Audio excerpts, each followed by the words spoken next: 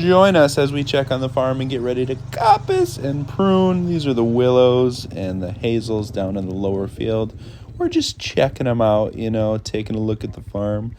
See these catkins on the hazels all swollen and beautiful and ready to make pollen and sexy time in this early spring. Oh yeah, baby, backlit by the sun, looking good. Speaking of spring and speaking of pruning, the grapes, these are King of the North grapes that we have.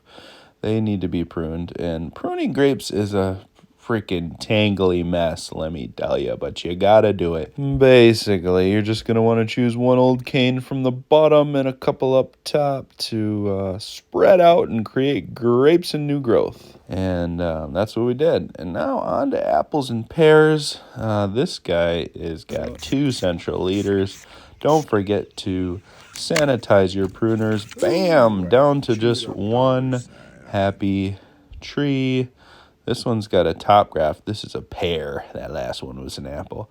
The pear has a nice graft. We just want to get rid of these ugly rootstock branches that are coming up underneath it. So bing, bang, boom. That's what we did there. Look at her now. She's going to be happy and just the fruit that we want.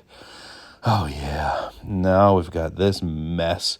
This is like a rootstock that we went ahead and got way out of control and let it grow up to be a ugly mess. But there are some grafts on there. So I think there's 4 grafts on there. One of them failed, but there you go. We cleaned it up, pretty much just leaving the grafted branches and some branches for future grafting this spring, like that side right there. Those buddies. Alrighty, moving on to the elderberries. We coppice our elderberries to the ground every single spring. And this spring, we're doing something special.